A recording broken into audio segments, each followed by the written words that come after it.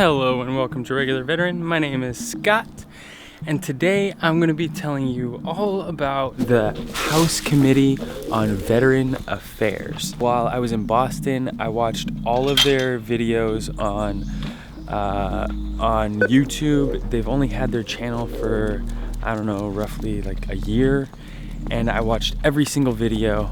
It was really empowering to watch all of them. I now have a first-hand knowledge of the committee members and who they are, the types of questions they ask, things that they're thinking, if they ask good questions at all. Some of them don't. Some of them just talk about nonsense most of the time. First in this episode, I'm gonna give you a bunch of facts that I learned from watching all these videos, and then I'm gonna give you a few questions that I came up with while watching these videos. And the last thing is I'm just gonna break down the two most recent meetings that they had. One is on school closures and the other is on 3 bills that they are pushing right now. I learned so much about Congress in this singular video.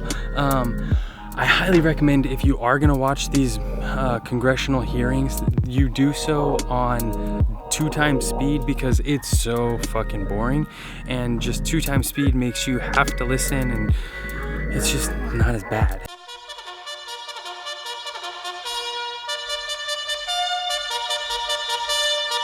Fact number 1, Alaska has the most veterans per capita. Fact number 2, Dallas has roughly 500,000 veterans in its local populace.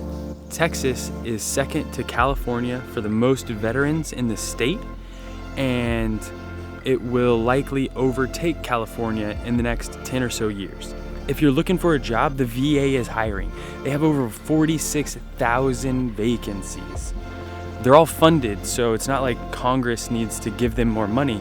They just need people to want the job. Veterans bring in roughly $12 billion to approximately 14,000 schools in America. The Forever GI Bill is supposed to be operational by December of this year, but it's actually supposed to be enacted in January of next year.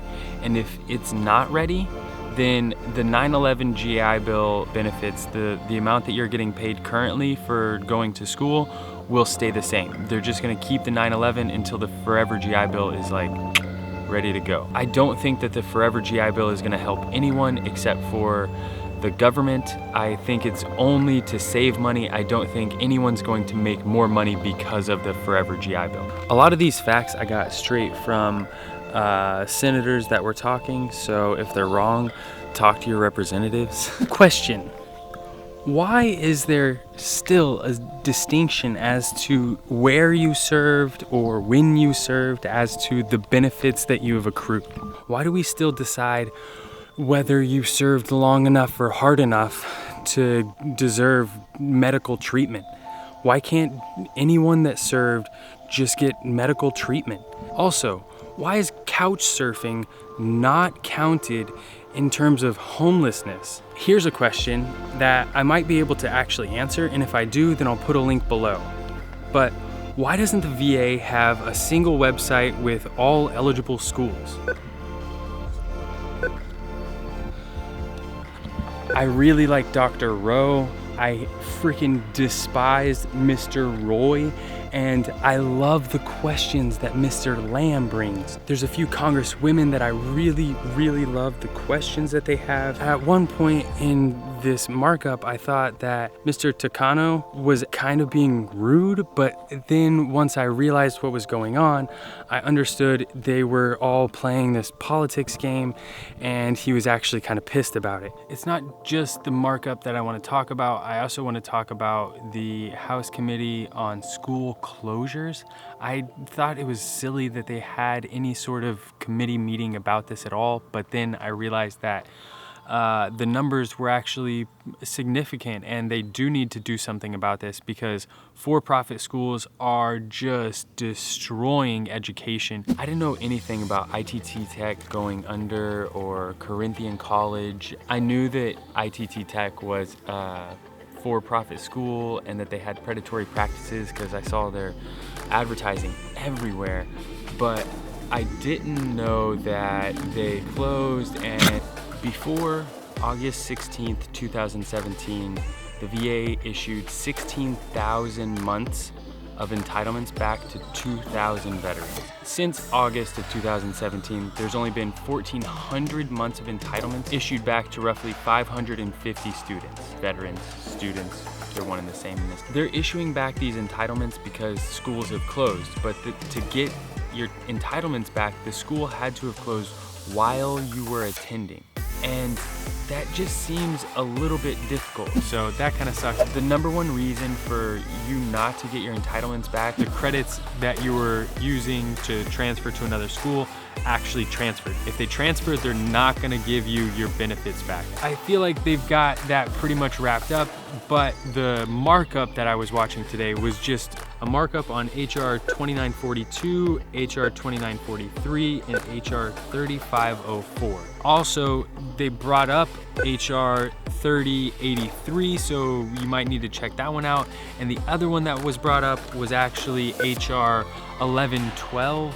And so I'll explain everything, just sit tight. HR 2943, they just wanted Spanish and Tagalog to be included on pamphlets, and they want other languages other than English to be on VA informational brochures.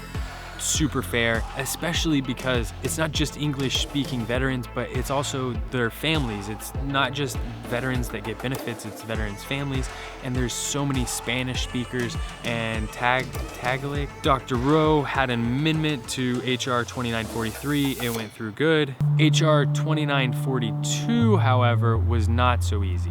In HR 2942, they wanted to add an amendment for someone that has been charged with certain crimes can't be caring for a veteran's child, which totally, I get it. But there were some people that were saying, well, that is already a prerequisite for them getting federal funding, so we don't need to include that. It's a waste of space and verbiage, and no. And there were other people that were saying you don't care about veterans' kids, which was silly. What?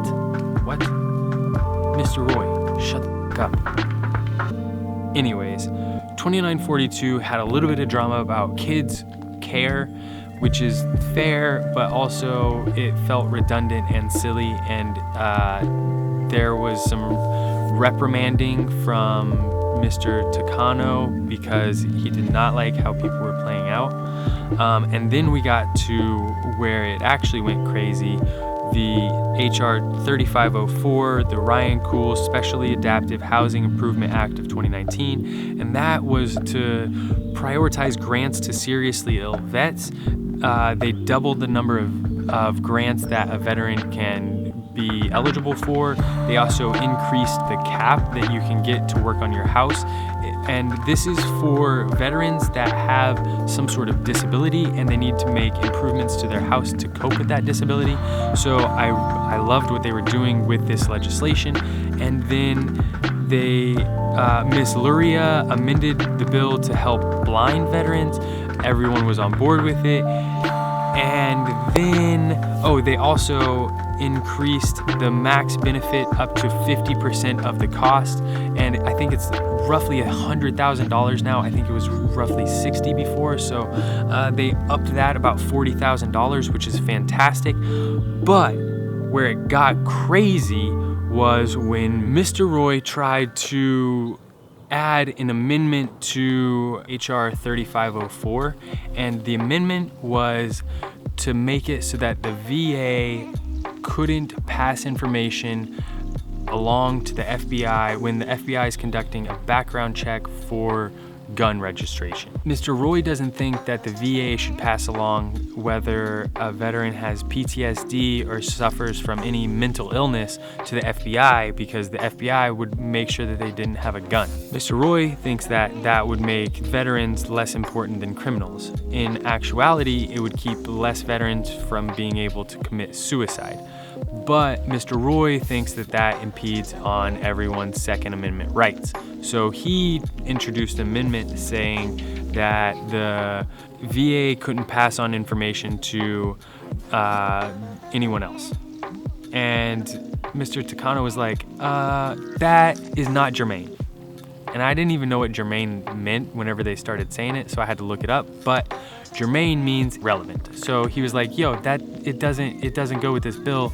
Get it out of here. No. And Mr. Roy was like, no, that has to do with it because this bill references a bill that has the word benefits in it. So all hell broke loose. They were saying how this was not bipartisan, this was not an acceptable behavior, and they were really upset with each other. I have to say, as far as congressional hearings were, this markup today was the worst of them. My favorite thing about watching roughly 60 hours, maybe more, of the congressional hearings was that today, July 11th, at the House committee meeting for the markup that they were talking about these bills, they opened with, we're gonna have a roundtable directly after this to talk about medical cannabis in the VA. Hallelujah. My name's Scott, you're watching Regular Veteran. I'll see you on the internet. Thanks for watching.